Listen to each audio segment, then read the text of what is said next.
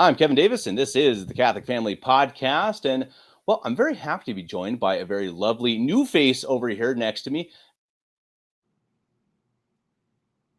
Rosie. It's funny because you on Facebook, I think, for years and years. I think we have similar circles, but I didn't know that Yes. Rosie Bowden has a website and a podcast as well that covers a lot of stuff that we talk about here on the Catholic Family Podcast. So, of course, as soon as I stumbled across this, I was like, okay, well, I have to have Rosie Bowden on the podcast to talk about her website because I think it's so important in this day and age that we have so much garbage media. As everyone knows, I harp on it all the time. Media is just full of lies. The world is full of lies. So, as often as I find someone who's actually telling the truth and just talking about honest to goodness good stuff that your kids can listen to, or your parents, or whoever, then I definitely want to share that with everyone. So Rosie's here to tell us about herself and tell us about her website and kind of what she does in terms of family, health, and of course the faith. So Rosie, I want to send it over to you. Who are you and what do you do?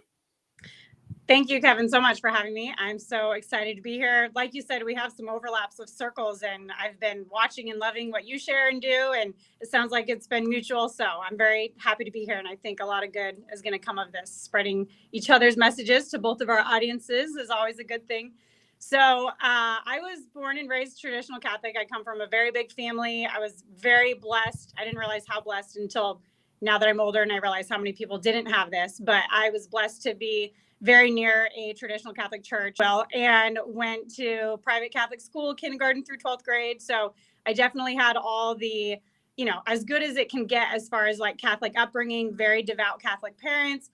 And then kind of like the whole basis of my story with my platform is basically once I became a mom, a lot of that gets really shaken and really tested. That Proverbs verse that says, gold being tried by the fire and being refined is really what motherhood does to you in all areas.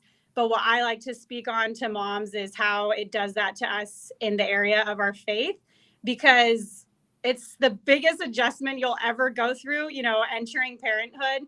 And it really just starts to test like just being tempted with like, I don't have time to pray the rosary, I can't make it to that extra mass, and all these things where you just kind of find excuse, and you get out of your rhythms of praying, and you get out of your rhythms of keeping up with the house or taking care of yourself and all these things. And it's so common amongst moms, but it seems like as common as it is, there just aren't enough like resources or influencers, if you will, podcast channels, any of that to help you like combat that inevitable transition. And it's not a bad thing. Like sometimes you just can't avoid it. You're going to become a mom, and those first few months or even years are just going to be really tough, and you focus on your kid and refining yourself and all that. But then there comes a point where you ask yourself like, okay, enough is enough. Like I'm ready to start becoming the best version of myself again, even if that looks different than what it looked like prior to motherhood. And for me, like prior to motherhood, I was a very like career driven, A type personality type or whatever it is, just like perfectionist. Like everything was in my control and I loved it that way. And then motherhood happens. And Kevin, as you know, you said you have little kids as well. And you are just like out of control. Like nothing goes how you want it to go. And it is like the biggest test of not just confidence in yourself, but like really in your faith, because you start to feel like, why would God give me this? Like, I can't handle this. And you start to have all these doubts and everything.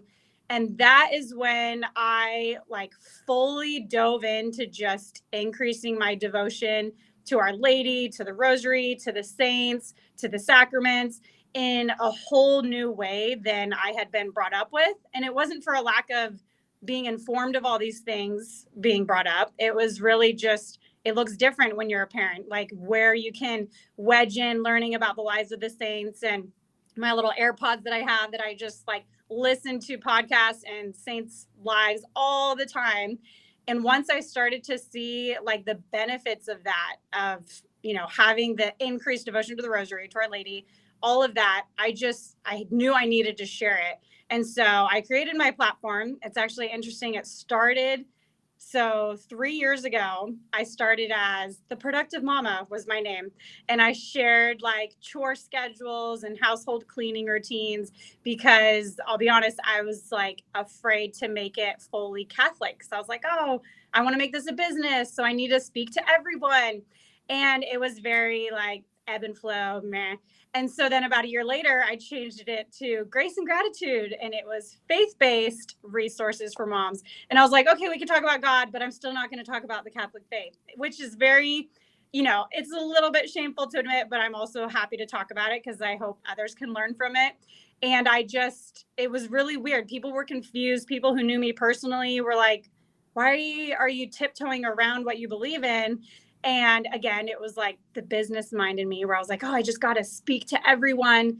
I And get it. then I really was praying and I was very convicted. This was 1 year ago now, where I was like, okay, it is so hard for me not to talk about Mary and the saints and the sacraments and all the beauty of our Catholic faith.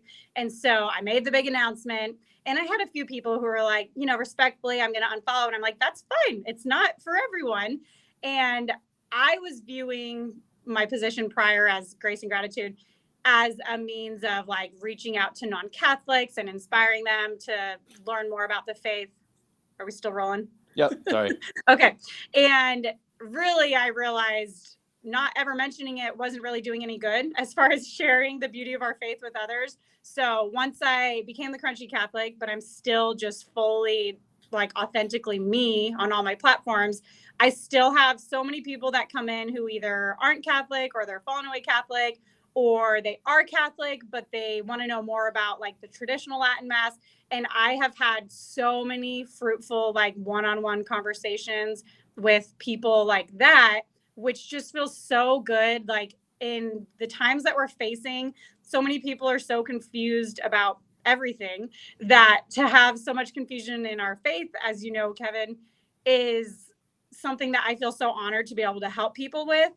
And I don't really do it in like a very public capacity because it's a little confusing and overwhelming for people, but I keep it pretty basic: personal development for Catholic moms, and then people who want to dive into like specifics of the faith. I kind of have like one-on-one conversations with people in that way. That's awesome, and there's so much that you said that I want to comment on. But one of the things that really stuck out to me is how you said that it's so hard to find good material, and you're so right. And I think it's what's really interesting is I bet you've probably had the same if you went to a Catholic school, is that all of your material is from before 1960, right? I mean, all of your books, or most of them at least, especially your little kids' books, are really, really old. And I'm not saying there's anything wrong with it. Obviously, I totally understand why that is, because they're approved by the church, by the last true pope, etc. Don't get me wrong, I understand it, but there's just a point where it's kind of like, this is so out of date. It's like it this stuff doesn't even apply anymore. And it's like they're talking about things. It's like, guys, this was 70 years ago, and Yes. it's a real problem. And it's the same when it comes to marriage, when it comes to parenting. There is just this huge hole. And my parents have talked about the same. They started having kids back in the late 1980s, and they said the same. They started having kids. It's like, okay, now what? What are we supposed to do? And they had the same. They had a great parish, a good priest, a good family, and it's just one of those things. You kind of have to tread water and find it. But I think that's awesome that you're doing that, and I think that there's so much that you can help in literally just pointing people in the basic right direction, right? I mean, people just the basic. I had people ask me some questions too that obviously I find, well, that's a pretty basic question, but then it's like, well, but it's because I grew up with it. It's easy to me because I grew up a Catholic, but not everyone has that. And some questions that I find basic, I guarantee you there are other people who are like, well, Kevin's an idiot, for thinking that question. But it's good. And so what do you do over as I attach your link over here, thecrunchycatholic.com. So I know you have three primary focuses. So that's the faith, family, and nutrition, I suppose. And so which one did you focus on one more? I mean, obviously you talked more about the Catholic side of it now. Is that more of the focus?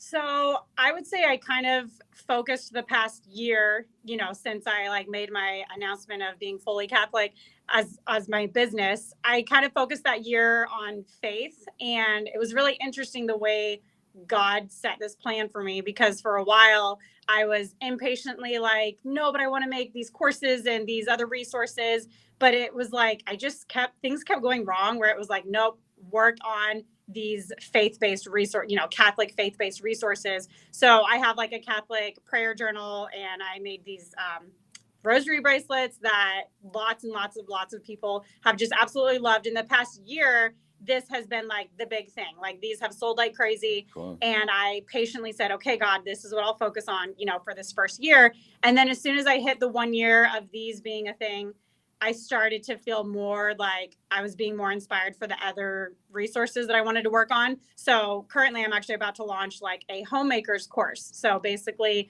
basics to homemaking, like the hurdles that we stumble upon and how to overcome them. And of course, all like rooted in the foundation of being Catholic and wanting to give our best to God. There's a quote by St. Francis of Rome. She says, sometimes we must leave God at the altar to find him in our domestic duties. And when I first read that, I just got chills because I was like, okay, I hear you, God. Like, it's okay if I can't always make it to those extra daily masses, or if I can't always get to mass early or stay late like I used to be able to. I mean, usually we're just in the crying room and it feels like we're like barely even attending mass. I mean, luckily we have the glass doors so we can still see what's going on. But as mothers, it can be so challenging, of course, to juggle faith and motherhood. So that quote, and really seeing how it tied in, like Catholic motherhood and practicing your faith with also fulfilling your vocation to the best that you can, and seeing that overlap. And the saints dealt with the same thing. I mean, we have lots of lives of the saints that can inspire us in that regard. And so anyways, that's why I'm really excited to be launching this Homemakers. It's going to actually be like a free masterclass. So I don't know when you'll be publishing this video, but for anyone who is watching and wants to attend, we can put info in the link. So my website, I know you tagged it there. It's good, but it's not like all encompassing. I actually have a Facebook group that is like, that's my jam. That's where everyone is at. That's where I do like daily posts to just get people's feedback on like what type of resources they want to see. And of course, that community aspect of being able to like exchange viewpoints and advice and all that stuff. So people can definitely join that. And then the masterclass will be in a couple weeks. Sorry, No, you're fine. We'll make sure we get that link when the show is over. I'm terrible. I'm going to write it down. Everyone watching this, this is a big moment for me. I'm going to write down. I'm going to add a link. I always say I'm going to do it. I never do it. I know. Add link Facebook. Okay, I'm gonna do it this time. Yeah, you just have to make sure you send that to me. And I assume that's something that is it something that only women, only mothers? I would say it's mostly geared toward mothers, yes, because it's going to be the frequent battles that we tend to face, whether it's like procrastination or overwhelm or having very little children, and kind of the mindset of overcoming that. And then also the practical steps of like decluttering and implementing schedules and all that. So I've been working on it for a long time, and finally God has given me the green light to do it. So I'm very excited.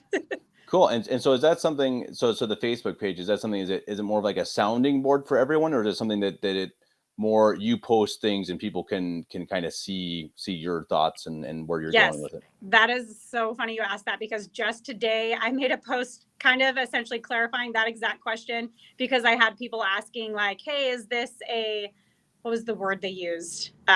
It wasn't sounding board, but it was synonymous to that. Like, is this where we can post a bunch of questions, or is this more like, Rosie, you're putting out your stuff? And because there are so many groups where people can ask questions, and there's like 20 plus posts a day, it seems, in those type of groups, I have kind of strictly kept this group as like, I post resources, whether it's a link or a mini video series or like an album. And then occasionally I allow other members to post if it meets my criteria. I got a high standard in my group. So if it's something that will benefit the whole group, I'll let them ask that. But if someone is like, hey, who's a natural OBGYN in the Houston area, like, I don't allow that, because that just doesn't help everybody. So I actually have a post that redirects people to other groups that I recommend on Facebook, so that they can go ask those questions there, and we can keep our group very focused. So. Got it. And so the masterclass, again, so that's something that is this live, and it's something that people can attend. I mean, how does that work exactly? Yeah, so it's going to be through Facebook. I say that kind of reluctantly because obviously I have my mixed feelings about Facebook. it can be such a, such a drain of people's time and mental energy and emotional health and yada, yada, yada. But I have tried other platforms and I just didn't have the same reach that I did with Facebook. Same with YouTube. So I am like, okay, it is what it is. Like, yes, I view Facebook as kind of, there's a lot of bad about it, but I can be the good. Like, it doesn't mean I need to steer away from it. So the masterclass will be held on Facebook, and it is essentially live. I do that in quotes because my videos are pre-recorded. I don't ever actually do live because I usually get interrupted and it's just bad. So I have pre-recorded videos that will release on each day of the live event. And then people will have like a deadline to enroll in my offer that I'll be talking about at the end of it. And there will be perks for joining on time and stuff like that. Cool. And so when does this roll out again? So the event is going to be May 22nd through the 24th. So a 3-day event in a Facebook group. And yeah, it's going to be great. It's like essentially the quality of it, I would say, would be a paid mini course, but I'm offering it for free because I know a lot of stay-at-home moms, can't afford to spend like $100-200 on a mini course that may or may not even help them. So I'm just offering this part for free. And then people who want to pay to move forward to like the full elaborate 3-month course to really, really dive in and hold each other accountable for everything that I talk about, then that'll be a paid option. Okay, nice. And so I'm sure it's kind of a tough question, but I know like my wife bases a lot of our customs, not necessarily how she runs the house or anything, but a lot of the customs on the Trapp family. There's a great book called The Around the World with the Trapp Family, and it's really great. Got a ton of customs. Works particularly for us because they're from Austria, which is we're 5 minutes from Austria, and they moved to America, so they kind of have both customs. So I guess the question would be, do you have a book or do you have a program that you're basing this off of, or are you kind of building it yourself from different sources and from your own experiences? Yeah, that's actually funny you asked that. So in my last video of the free masterclass, I talk about 3 different books specifically that I essentially read and tried and then kind of didn't love. So then I read another one, tried it, kind of didn't love. So that is actually not one of them, but Father Casimir talks about that book so much. And I don't know why I haven't picked it up yet. So I definitely, maybe I need to like binge read it before I do this course in case it adds anything positive to it. But the books that I talk about, there's one called A Mother's Rule of Life, which is actually by a Catholic author.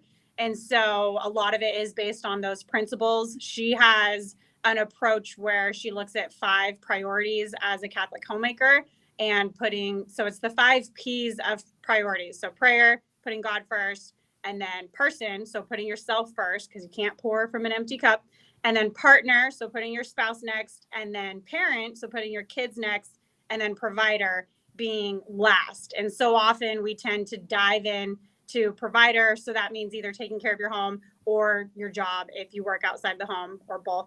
And we tend to dive into provider as like, my house has to be perfectly Pinterest clean and at all costs, we can't have a mess, blah, blah, blah. And having that outlook and that mindset just totally puts the other 4 like completely out of order. And I have this analogy. I mean, not I, someone made this analogy. You know, the jar with like the rocks and the pebbles. Do you know that analogy about the priorities? Yeah. So if you have big rocks, which are the most important things, and you put them in the jar first, and then the pebbles, and then the sand, you're going to fit everything. But if you put it out of order and you try to do the sand, the unimportant stuff, and then the pebbles, then you have these big rocks that are just not even like halfway fitting into the jar. And that's essentially what we do as moms, is we try to put our house or even our kids, and then we're forgetting about our spouse and ourself, and most importantly, our faith. And then we wonder why we're dealing with like stress and anxiety and nothing feels right. It's because we're not doing it in the right order. So this whole masterclass and then the paid course goes about it with that order of priorities. So the goal of the masterclass and then the course isn't to have a perfectly curated Pinterest looking home. It's to correct your mindset to view like what is most important and what can I do to set myself up for success to have the cleanest home that I'm able to have in this season of life. Because I get it. I have the 3 littles where I'm like, it is going to be messy a lot of the time, and that is okay. But what I can control is not having like 75 buckets of toys that they're just going to dump in 2 seconds. That doesn't make any sense. And with the whole mindset of personal development, becoming the best we can be, you have to ask yourself, like, okay, I'm in control of not having all those toys out in their reach. So what can I do to set us up for success? Because when we have messes, we're stressed out and we're snappy and we can't raise them to be the saints that they need to be. So it's really just all so connected, and I'm so excited. But there I go, talking again for 10 minutes straight. No, I had you on to talk for 10 minutes straight. It's fine. People hear my voice all the time. So it's no, it's nice to hear it. It sounds great. And it sounds like something my wife would be really interested in. And I think it really is, as we all know, anyone who is a parent, everything from the outside looks so easy. You see other people's kids or other people's problems. You're like, come on, I wouldn't do that. And then you have kids. It's like, it's just all, it's pure chaos. And you're like, and your kids start misbehaving or they're turning into little brats. And you're like, what on earth? It's like, what's going on? They're my kid. But it's so easy to do because it's so hard, as you say, it's so hard to prioritize. And when you have work and you have, all these different things you're trying to do in your life, what battles do you pick, right? I mean, okay, is this the hill that I'm going to die on right now? It's again, it's something that my parents did in another podcast, and it's a really fascinating topic, I think. But I mean, I think it's one of those things that I think that it's so important because I think society right now, as I'm sure you well know, they put down motherhood. Really, I mean, motherhood is, it's kind of like, let's not talk about it. It's kind of icky. You need to be out in the workforce. Don't be at home, especially. Don't take care. Kids are kind of, kids go to the state. I mean, honestly, that's probably, if we want to get into the conspiracy theories about it, they want the state to control the children. But I mean, how important is that then for us to know that is the most important thing we have? That is our vocation. We sign a pact with God when we get married that is what we're going to do. We're going to raise Catholic children, and we're in it for life. And I think trying to order that is, I think it sounds like a really good idea. Thank you, Kevin. I just got chills when you said that. We are in a pact for life, and it's so infinitely valuable. It's not just like this worldly, secular value. It's actually infinite. It's spiritual. It's eternal as far as what we instill our kids to be when they grow up. And the C.S. Lewis quote that says, children are not a distraction from the most important work. They are the most important work. And that is like a quote that that goes everywhere on my platforms, because that is the root of all of it. And we tend to view them as interrupting our priorities and our standards for our homemaking and our marriage and our practicing of our faith, when really in this season, they are the most important thing. And we have to find a way to implement that happy medium. And I was trying to remember what you said. I had another train of thought that I just lost. Well, and what's really interesting with what you're saying too, though, is that being the case, it's such a nuanced topic, right? So the children are, that is our vocation. That's what we must do. But that doesn't mean the children get every moment of our time, right? I mean, I liked how you gave the levels of priorities, and the children aren't even before the spouse, right? The spouse comes first. Right. My sister just did a podcast. Actually, that'll be published next week sometime, about that exact topic. And it's like, okay, the children are the most important, but the children, I think, again, this is it's like kind of a misnomer. We think, okay, well, they're the most important, so we have everything on them. And that's actually not it. We have to focus first on ourselves, then on our spouse, right? And of course, with God first. And I think that's such a good point, because I think that's so lost. And I think that it's so easy to get lost in it, because it's so easy to think, again, it has to be the kids, and then to forget, oh, wow, I'm married, and that's actually my first priority. And I think and again, I think that's why it sounds like a really good idea to have some sort of, a seminar or whatever, what you're doing, a masterclass, because I think sometimes you just need that little reminder, right? You need a little kick, like, hey, don't forget, this is the actual order of things. That's pretty cool. Yes. And actually, that's really cool you put it that way. I never thought about what an oxymoron it is, because it's like, hey, they're number 4 out of these priorities. Right. However, they're the most important thing. So it's like, okay, well, how do you put that into practice? And I think essentially the answer is that, yes, they are the most important thing in this current season of our life, but that doesn't mean they get the most time. Like, I wouldn't equate importance to time spent. Like, right. That's not really. Right. Exactly. Yeah. And so, I mean, honestly, you could argue that giving them too much time is actually doing a disservice to them, because that's how you raise the entitled little brats that we see coming up into the workforce today. And as as you had said, not to get super into the conspiracy of it, or we could, because I love talking about Let's conspiracy go. theories. As far as kids, oh my goodness. I mean, it is just so, we're going to go there. It is so Satan loving that the economy is turning the way it is, where it is really hard to afford to get by off of one income. And it's like, he's just down there rubbing his hands like, yes, moms are having to go back to work. Kids are going to daycare, or they're going to, someone other than the parents, and then causing the financial tension in marriage, and then causing the tension of the mom not being home the majority of the time allows for kind of chaos at home. The messes, not having home cooked meals, everyone's nutrition intake is going a little down because you're buying to go food. It's all just like this big domino effect. And I think that is honestly like the biggest battle that we're facing right now in these times. And there's a lot of like Instagram content about this that has validated this, and I like to share that type of stuff. But moms in their roles as like stay-at-home moms, or even juggling working but also being home, is under attack. Like, it really is. The devil knows that is how he can get families down, is by attacking the role of the mother and making her lose sight of her most important duty, raising these kids. Because 30, 40, 50 years from now, when I'm old and gray, if I'm still here, like, my kids are what is still going to be here on this earth. So I can do all I want with my podcast, my platforms, like trying to let my light shine and have that reach. But when I'm grown and gone, my kids are what are still here to change the world, and then their kids, and then their kids' kids. So it really isn't just kids. Like, this is the future of Catholicism in this world. So it's a big deal. Yeah, the future in general too. I mean, of course, Yes. we know, of course, that the world will only go down if it doesn't have God, Christ as King. It doesn't have Catholicism first. So I mean, it goes hand in hand, of course. But I mean, I think it is so important, and we understand. I mean, as you said, we know that the individual circumstance. Some people have to work, but we understand that. So I think that people hear that and they say, "Well, I have to." That we get that. I mean, that's not the point. The point is that's what they want, and I think that Yes. if that's the case, if you have to work as a mother, then I think you have to do everything you can, I guess, alongside it. I mean, you have to find a way, because the world is trying to bring our kids down.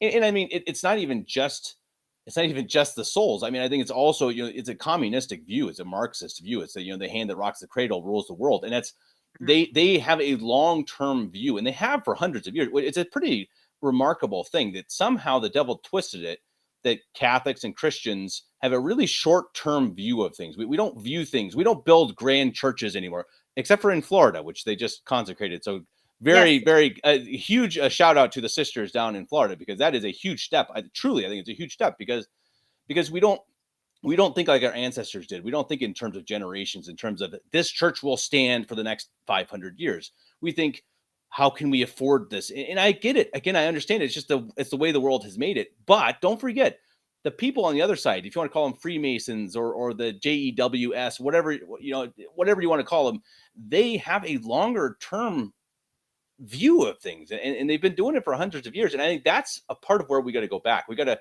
remember that, tradition. I mean, St. Pius X, he said, that the true friends of the people are not the radicals or the revolutionaries, they're the traditionalists. And I think that's a beautiful quote, because I think, again, of course, he understood that the people who stand for tradition have that mentality of, it doesn't end with me. It's not all that matters. Not just what happens in my lifetime. It's not hedonism. Really, it's not just like, okay, I want to have as much good happen to me as I can. It's really this long view. And I think we got to get back to that as well. And I think that, of course, it starts with parenting, right? Of course. Yeah. Yeah, absolutely. And I think we tend to be in a little bit of like a survival mode mindset, especially with what has happened like just in the last few years. Like when COVID happened and everything was just going absolutely nuts. And I mean, it still is in other ways, in bigger ways, really.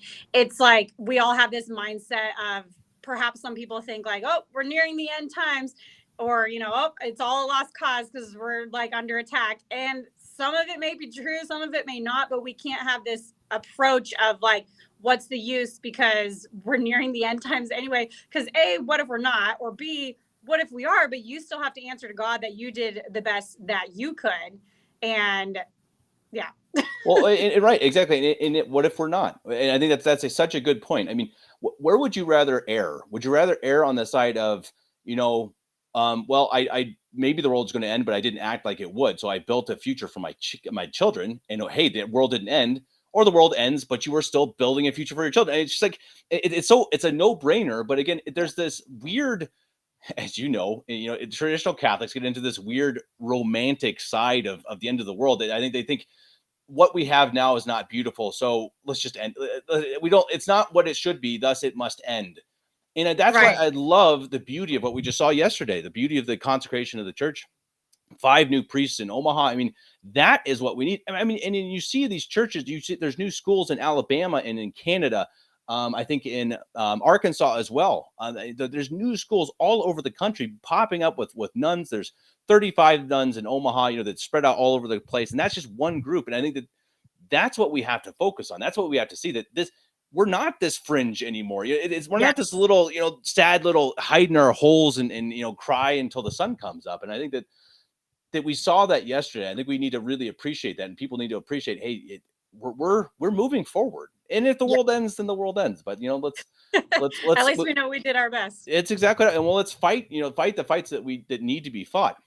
And I think that's a good segue into what I mean. Another part I wanted to talk about, you know, what you're doing is again the health side of things. And I think that it's a touchy subject, as we all know. And I think that you deal in a particular area that's probably not as touchy, but I think that before I send it over to you, I think it's important to say that again, we're both not doctors, so don't take what we're saying as medical advice.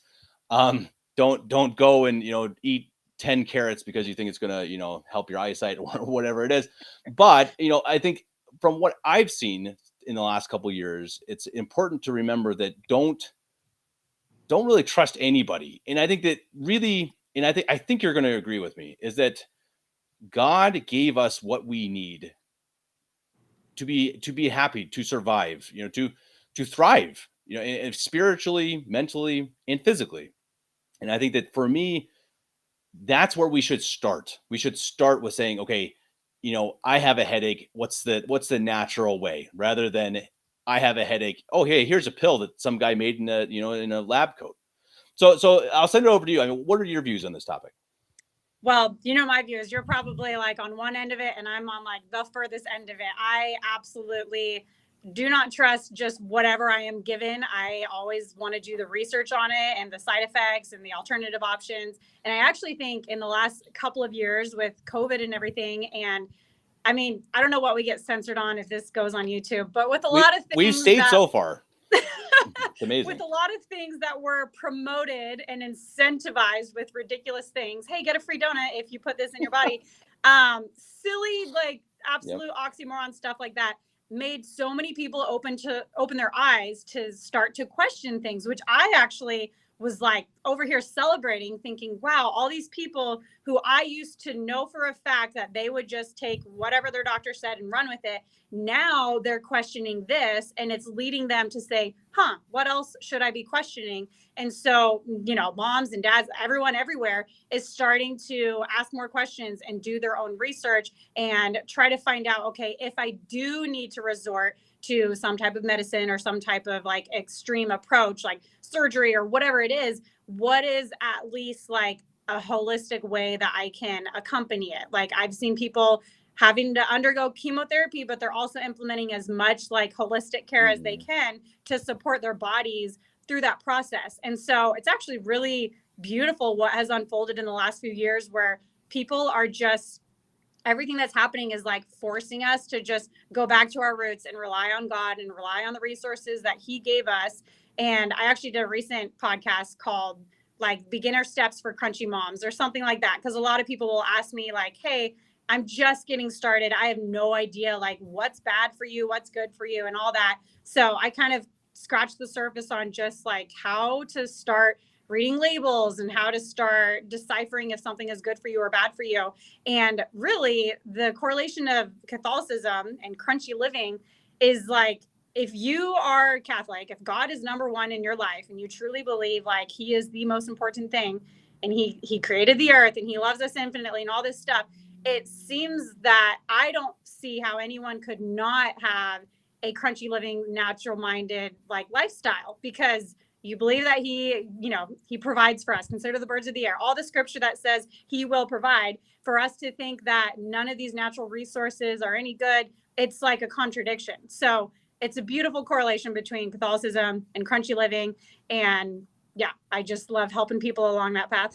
Well, and I know, I mean, one of the arguments would be, okay, that God made men with intellect so that they can, learn things, and they can come to a point where they've they can build things out of nothing, or whatever they make these pills out of. Honestly, I have no idea what they make pills out of. What do you know what tylenol is made out of? I don't know. I really have no idea, and I've taken plenty in my lifetime, unfortunately. But it's a crazy thing, and I think that again, I think to me, I don't really know. I'm not a scientist. I'm not a doctor. But there are so many scary things that happen. One example during the whole COVID thing, it was right in the middle of it. My daughter had an infection, not connected with COVID, and so we went into a doctor, and I'm not going to get into the whole vaccine issue, but my daughter's not vaccinated, and so the doctor he asked us, is she vaccinated, and we said no, and he said, well, then you have an enemy in me, or I'm against you. Like that's actually what he said. He said it in German, so I can't exactly translate it, but it was like, then I am against you. Then I am, like, literally, he didn't say, oh, that's it. I think maybe he even admitted that it was his ideology. Like, he was personally offended. Like, I'm really serious. He was personally upset that we hadn't vaccinated. And it's like, okay, if your belief is, scientifically or personally, that vaccines are better, that's fine. I don't know. I'm not, again, I don't even want to judge on that. But as an ideology, this doctor got offended because I was like, wait a second, are you like a teenage girl, or are you a professional? It blew me away. That was terrifying, and that was something that, yeah, I'd already had my eyes open, but that really made me realize, okay, there are people in this industry that are not in it for the right reasons, and these things that are made, that at least question it. I think that's what I always say. At least don't just take it. Just say, okay, doctor, you're giving me this pill for whatever, for heartburn. What's in the pill? How many do you think your doctor's gonna be able to tell you? Maybe. And maybe the doctor can even read the label and say this, and this. Oh, what's that? They're not going to be able to tell you. How crazy is that? We're just putting this stuff in our body when it's something. Yeah. It's scary. So to comment on what you kind of introed this with, as far as, people would argue that God created us with intellect to be able to, invent these advances in medicine. So I'm not here to say that it's all bad. And right. I know you would agree with that.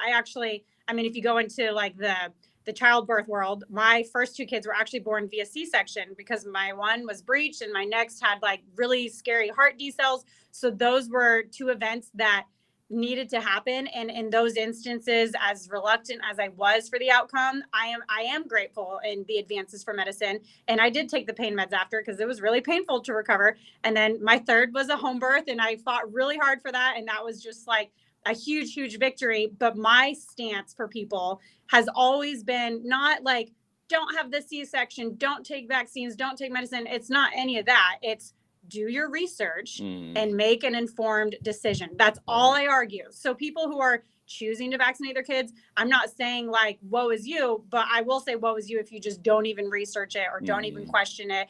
And I think the biggest like turn that we made as a society has been, in the last probably less than 100 years, where it became less about the people's well-being and more about money. And that's, big pharma. We could get into all that. It's like all of it is a moneymaker. And if you look at the world and the economy and, the bigwigs and the powers that be, it kind of makes sense that you're like, oh, they want money, they want control, and control is money. If you have money, you have control. So the biggest potential for making money is the health and well-being industry. And they see that, and they know that if they prescribe this tax dollar funded insurance covered vaccine to you that people aren't even realizing how much it is because it's covered, but those are our tax dollars, so it's still our money. If they give this to you and then you have side effects and then you have to get tylenol and then and it's this big domino effect, that's just money in their pocket, money in their pocket, money in their pocket, and no one is even questioning it.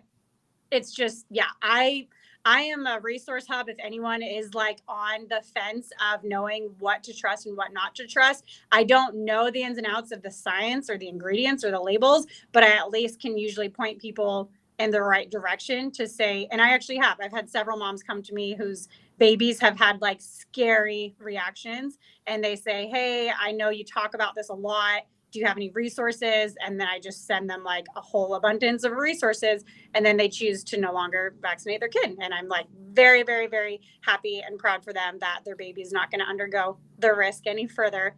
But yeah, it can be a rabbit hole if you don't know what you're doing, but just at least doing the courtesy to your kids of scratching the surface on the research is what I think is like our God obliged calling.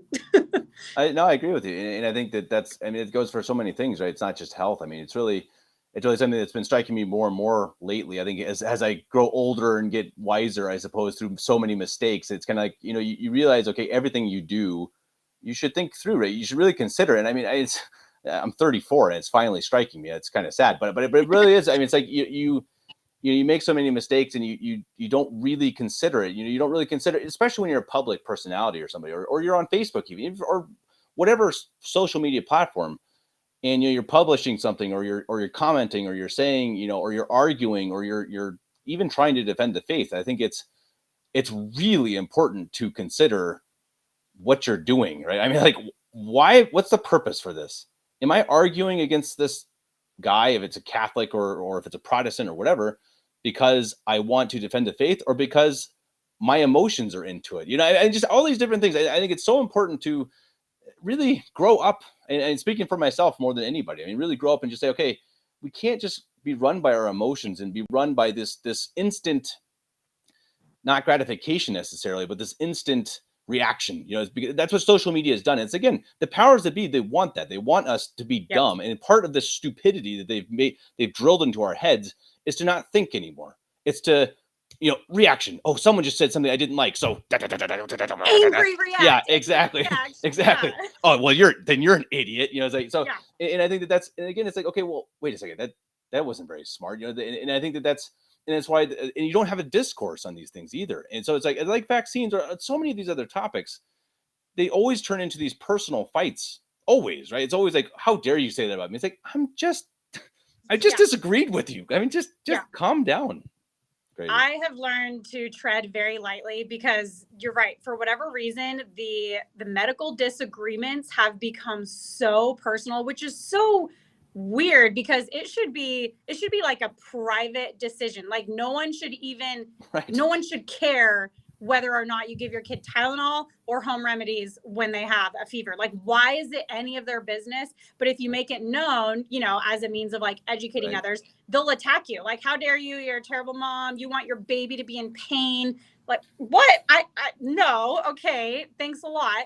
But I've had, friends that I've had, like social media friends. Obviously, with my platform, I now have a lot of acquaintances, and some of them whose stances are very different than mine used to not be a big deal. But then when COVID happened and all these things fell under such a spotlight, like what you choose to do medically and blah, blah, blah. Now I just see the division, like the things that I share, whether it's my own content or sharing something else, they will angry react or comment or give 100 likes when someone opposes me. And it's just like these weird social media battles that I used to take personally, but now I'm realizing, okay, A, that person is just being shallow and I'm not even going to give them the time of day. B, this is exactly what like the world and the enemy want. They want to create this division. Like, who would have ever thought that just because I want to give my kid essential oils instead of Tylenol, that I would have someone who thinks I'm a terrible mother for it? Like, it's so bizarre, the times that we're living in. But at the same time, we can't view that and cower against speaking the truth. We have to just take that in and take it with a grain of salt and tread lightly and tread wisely. Like, I don't waste my time on arguments anymore. I just say, I'm sorry, we disagree. Like, and that's it. It doesn't need to be escalated any further, because I know that they just are fighting to fight, and I don't have time for that. and I appreciate that you say that your goal is kind of to provide people with information, because I think this is another really important thing that I'm learning, is that just because I have an opinion that I am really passionate about doesn't mean I'm right. It's like I think that's another thing that's so common to our era, that it's like maybe all time. I don't know. Maybe it could be all time. It's like you get this like I'm sure about this must be the truth because I believe it. It's like, well, that's not actually how it works. I mean, so some things, yes, of course, the faith. I mean, there are some objective truths. Of course, there are.